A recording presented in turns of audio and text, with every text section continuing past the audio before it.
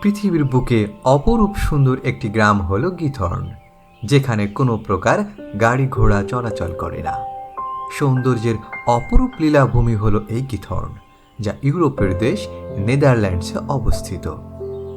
আধুনিক এই দুনিয়ায় গাড়ি ছাড়া মানুষের বসবাস কল্পনা করা যায় না, কিন্তু এই ভিন্নধর্মী গ্রামে সেগুলোর বালাই নেই। ইউরোপের এই গ্রামটি আধুনিকতার ছোঁয়াহীন এক শান্ত ও মনোরম স্থান হিসেবে বিখ্যাত। গল্প বাংলার আজকের পর্বে আমরা ছবির মতো সুন্দর এই গিথর্নের সব রহস্য উন্মোচন করব আপনাদের কাছে।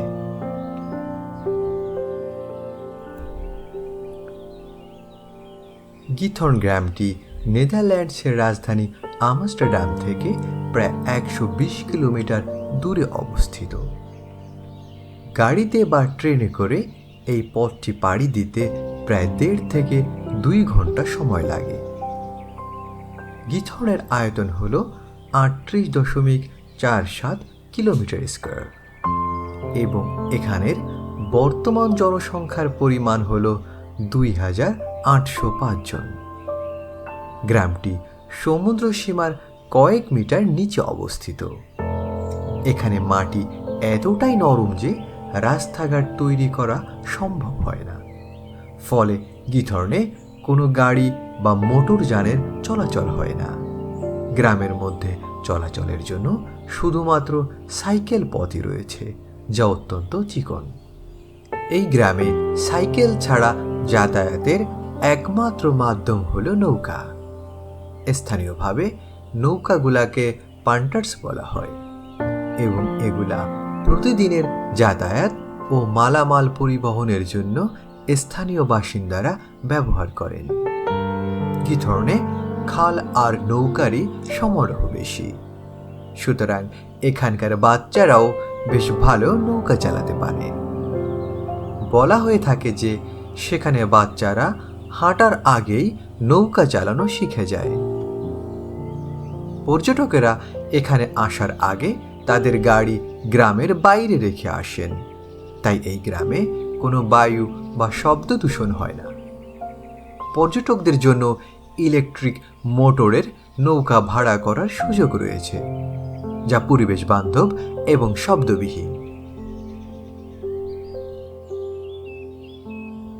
শান্ত ও সুদৃশ্য পরিবেশে ভরা গিথর্নে আঁকাবাঁকা খাল, কাঠের সেতু এবং মন ভোলানো রঙিন ফুলের বাগান ছড়িয়ে রয়েছে। গ্রামের প্রাচীন বাড়িগুলো প্রায় 200 বছর ধরে অক্ষত রয়েছে, যেন খামার বাড়ির আদলে সাজানো হয়েছে বাড়িগুলাকে। এখানকার পরিবেশ এতটাই নীরব যে বলা হয়ে থাকে হাঁসের ডাকের শব্দ হলো সব থেকে উচ্চতর শব্দ এই লোকালয়ে। বার্ট হান্সট্রা নামে একজন ডাচ চলচ্চিত্র নির্মাতার কারণে ছবির মতো সুন্দর এই গিথর্ন প্রথম আলোচনায় আসে।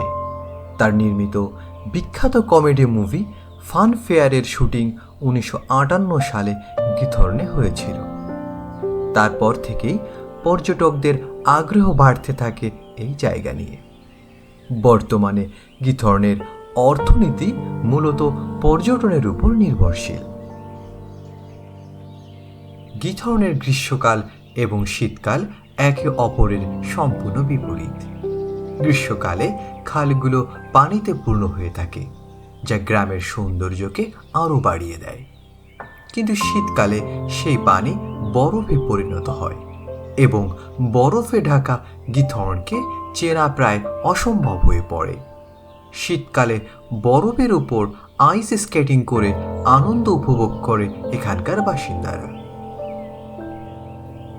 এখানকার ইতিহাস শুরু হয় 1230 খ্রিস্টাব্দে, যখন ভূমধ্যসাগরীয় অঞ্চলের কিছু পলাতক ব্যক্তি এই গ্রামটি প্রতিষ্ঠা করেন।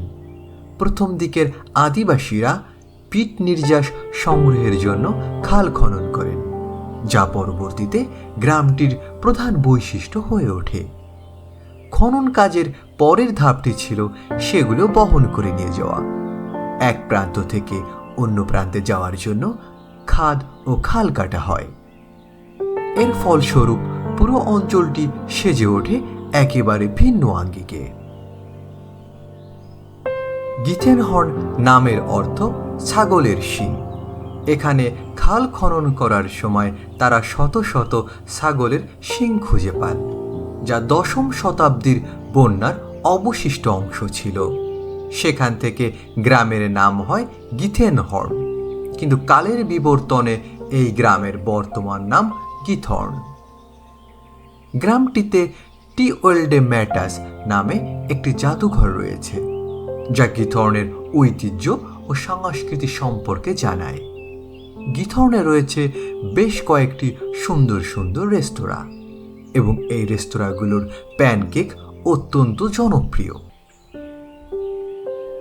গিথর্ন ভ্রমণের সবচেয়ে ভালো সময় হলো এপ্রিল থেকে অক্টোবর মাস পর্যন্ত। শহরের কোলাহল থেকে দূরে প্রাকৃতিক সৌন্দর্যে ভরা এই গ্রামটি সত্যি এক প্রশান্তির নীড়। সারা পৃথিবী থেকে পর্যটকেরা এখানে এসে গ্রামটির সৌন্দর্যে মুগ্ধ হন এবং শান্তির নিঃশ্বাস ফেলেন। প্রতি বছর প্রায় 15 লাখের মতো পর্যটক এখানে ঘুরতে আসেন, যার মধ্যে একটা বড় অংশ চীন থেকে আগত পর্যটক। প্রতি বছর এখানে প্রায় 2 লাখের মতো পর্যটক চীন থেকে আসেন। অপরূপ সৌন্দর্যে মুগ্ধ হয়ে মানুষ গিথর্নকে নেদারল্যান্ডসের ভেনিস বলে অভিহিত করে। গিথর্নের জনপ্রিয়তা আস্তে আস্তে সারা বিশ্বে ছড়িয়ে পড়ছে। ভিডিওটি যদি ভালো লাগে তাহলে লাইক দিন, আপনার মন্তব্য জানান এবং চ্যানেলটি সাবস্ক্রাইব করে আমাদের পাশে থাকুন। সকলকে ধন্যবাদ।